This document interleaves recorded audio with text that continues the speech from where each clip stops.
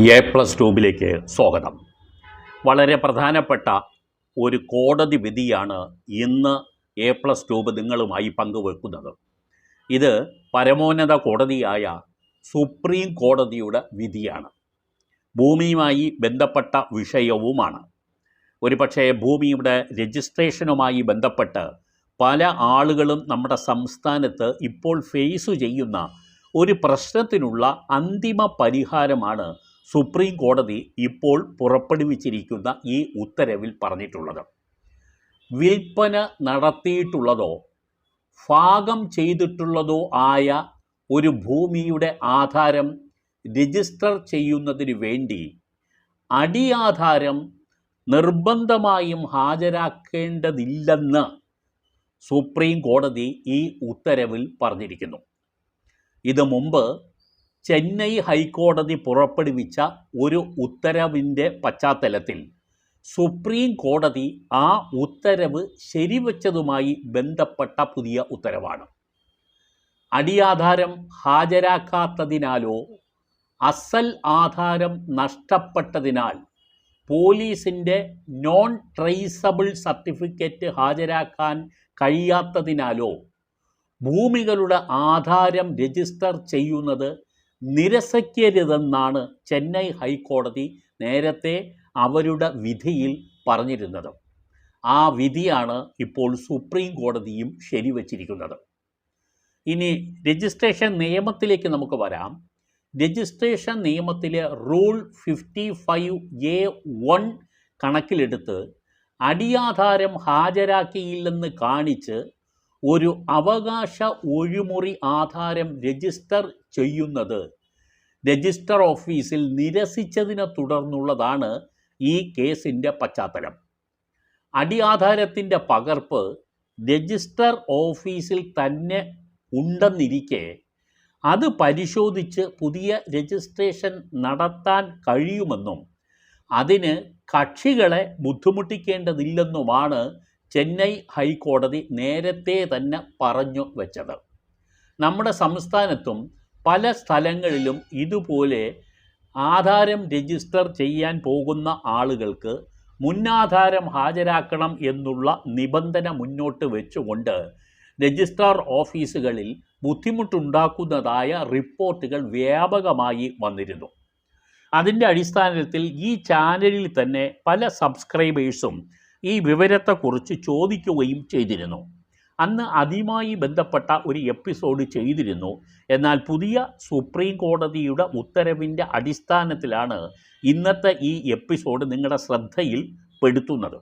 ഇനി നമുക്ക് ഭൂമി കൈമാറ്റവുമായി ബന്ധപ്പെട്ട് ഏതൊക്കെ രേഖകളാണ് വേണ്ടത് എന്ന് നമുക്ക് നോക്കാം. പ്രധാന രേഖ എന്ന് പറയുന്നത് ആധാരം തന്നെയാണ്. മുദ്രപത്രത്തിൽ അംഗീകൃത രീതിയിൽ അത് രേഖപ്പെടുത്തി രജിസ്ട്രാർ വകുപ്പിൻ്റെ കീഴിലുള്ള രജിസ്ട്രാർ ഓഫീസിൽ രജിസ്റ്റർ ചെയ്ത് കഴിയുമ്പോഴാണ് ഒരു ആധാരം സാധുവായി തീരുന്നത്, അഥവാ വാലിഡായി മാറുന്നത്. ഒസ്യത്ത് വഴിയോ കൈമാറ്റം വഴിയോ നടക്കുന്ന ഭൂമി ഇടപാടുകൾ ഇത്തരത്തിൽ സർക്കാരിൻ്റെ അംഗീകാരം നേടണം. സർക്കാരിൻ്റെ അംഗീകാരം എന്ന് പറഞ്ഞാൽ രജിസ്ട്രേഷൻ നടത്തി കഴിയുമ്പോൾ രജിസ്ട്രാർ ഡിപ്പാർട്ട്മെൻറ്റിൽ നിന്നും മുദ്ര വച്ച് നമുക്ക് ആധാരം കിട്ടുകയും അതിൻ്റെ കരം ഒടുക്കുകയും ചെയ്യുന്നതോടുകൂടി ആ സർക്കാരിൻ്റെ അംഗീകാരം ആ ആധാരത്തിന് ലഭിച്ചു എന്നാണ് ചുരുക്കം. യഥാർത്ഥത്തിൽ ഒരേ സ്ഥലത്തിൻ്റെ പഴയ ആധാരങ്ങളൊക്കെ നിലവിലുണ്ടെങ്കിൽ അവയെ മുന്നാധാരം അല്ലെങ്കിൽ കീഴാധാരങ്ങൾ അല്ലെങ്കിൽ അടിയാധാരങ്ങൾ, ഇംഗ്ലീഷിൽ പ്രിയർ ഡോക്യുമെൻറ്റ്സ് എന്നൊക്കെയാണ് പറയുന്നത്. ഇവിടെ ഇപ്പോൾ മുന്നാധാരം എന്നും അടിയാധാരമെന്നും പറയുന്നതെല്ലാം തന്നെ ഈ പ്രമാണത്തിന് തൊട്ടു മുമ്പുള്ള പ്രമാണങ്ങളെക്കുറിച്ചിട്ടുള്ളതാണ്. അതിൻ്റെ പഴയ ആധാരം എന്ന് പറയാം. ആധാരത്തിൽ സെയിൽസ് ഡീഡുണ്ട്, അഥവാ തീറാധാരമുണ്ട്. ഗിഫ്റ്റ് ഡീഡുണ്ട്, അഥവാ ദാനാധാരമുണ്ട്. എക്സ്ചേഞ്ച് ഓഫ് പ്രോപ്പർട്ടി എന്ന് പറയുന്ന ആധാരമുണ്ട്, അതായത് പരസ്പര കൈമാറ്റ ആധാരമുണ്ട്. ജാമ്യ ആധാരമുണ്ട്, പണയ ആധാരമുണ്ട്. തെറ്റുതിരുത്താധാരം അഥവാ കറക്ഷൻ ഡീഡുണ്ട്. റദ്ദാധാരം അഥവാ ക്യാൻസലേഷൻ ഡീഡുണ്ട്. ഒറ്റി ആധാരമുണ്ട്. ഇങ്ങനെ ഓരോ തരത്തിലുള്ള ആധാരങ്ങളും നമുക്ക് ഇപ്പോൾ നമ്മുടെ നാട്ടിൽ ഉണ്ട്. അഥവാ ആ രീതിയിലുള്ള ആധാരങ്ങൾ നമുക്ക് ചമയ്ക്കേണ്ടത് ഉണ്ട്. ഇന്ന് എപ്പിസോഡിൽ ഈ ആധാരങ്ങളുടെ വ്യത്യസ്ത കാര്യങ്ങളെക്കുറിച്ചല്ല പറഞ്ഞിട്ടുള്ളത്. അതിനെക്കുറിച്ച് വേറെ എപ്പിസോഡ് മുൻപ് ചെയ്തിട്ടുണ്ട് ഈ ചാനലിൽ തന്നെ. ഇന്ന് നിങ്ങൾ അറിഞ്ഞിരിക്കേണ്ടത്, ഒരു പ്രമാണം നിങ്ങൾ തയ്യാറാക്കി രജിസ്ട്രേഷന് പോകുമ്പോൾ മുന്നാധാരങ്ങൾ വേണം എന്ന് രജിസ്ട്രേഷൻ ഡിപ്പാർട്ട്മെൻറ്റിലെ ഉദ്യോഗസ്ഥർക്ക് നിങ്ങളെ നിർബന്ധിക്കാൻ കഴിയില്ല എന്നുള്ളതാണ്. അതിനെ സംബന്ധിച്ചിട്ടുള്ള അന്തിമ വിധി തന്നെയാണ് സുപ്രീം കോടതി പറഞ്ഞിരിക്കുന്നത്. ഈ തരത്തിലുള്ള സുപ്രീം കോടതിയും ഹൈക്കോടതിയും മറ്റ് കോടതികളുമായി ബന്ധപ്പെട്ട വിധിയുടെ സാരാംശങ്ങളൊക്കെ തന്നെ ഈ ചാനലിലെ തുടർന്നുള്ള എപ്പിസോഡുകളിലും നിങ്ങൾക്ക് പ്രതീക്ഷിക്കാം.